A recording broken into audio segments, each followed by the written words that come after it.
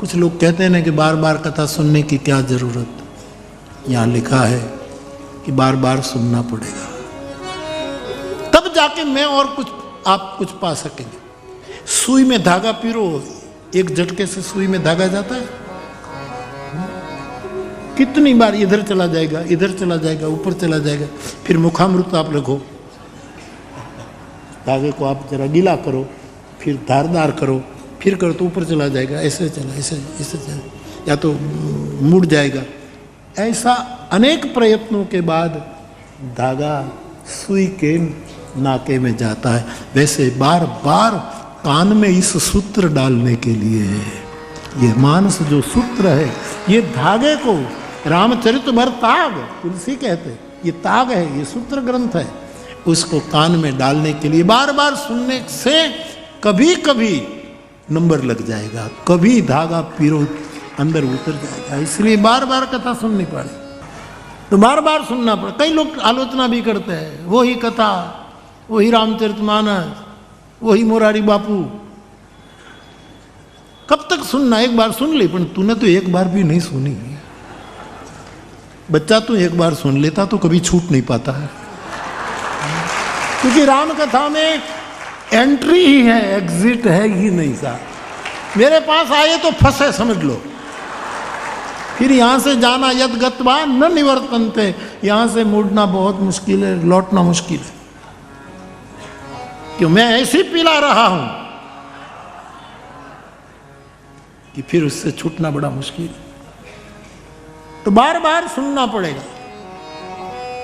आप साहब सुनने वाले शायद ये माने कि हमने सुन लिया, आप क्या सुनना।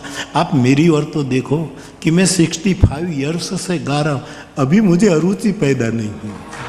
वही चौपाइयाँ, वही छंद सौरठे, वही कथानक, वही लीला, वही पात्र, हम और आनंदित होते जा रहे हैं, और आनंदित हो जाते हैं।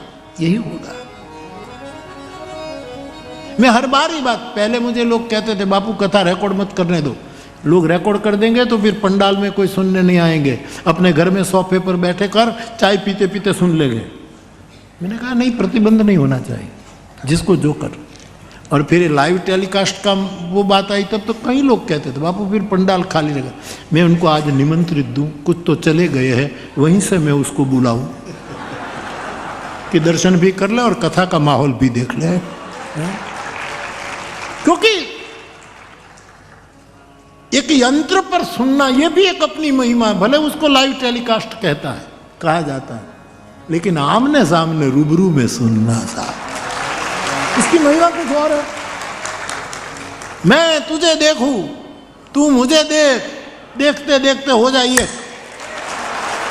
कैसे योग? एक श्रोता वक्ता ज्ञान निधि, दोनों ज्ञान निधि हो जाए, दोनों एकत्व को प्राप्त करें। सुनना કેટલા લોકોને વર્ષોથી જોઉં છું કથા સાંભળે છે, એ એવા ને એવા હું એવો ને એવો, કાંઈ કેટલાને જોઉં છું 50 વર્ષથી મને સાંભળે છે, એમ ને કાંઈ ફરક નહીં મીન્સ હું યંગમાં નથી કહેતા, એવા ને એવા મોરારી બાપુ એવો ને એવો। कथा सुननी पड़ेगी, कथा नहीं सुनोगे तो कचरा सुनोगे साहब, ये तो कथा। और याद रखना श्रवण विज्ञान है, श्रवण विज्ञान। जिसका भाग्य होता है वही कथा श्रवण कर सकता है। आप जो कहते हैं कि कथा में क्या सुनना, वो समझना उसके भाग्य अभी खुले नहीं। भगवत कथा तो पुरुषार्थ से नहीं मिलती, प्रारब्ध से कुछ कुछ मिलती है, लेकिन किसी महापुरुष की कृपा से सब कुछ मिला देती है।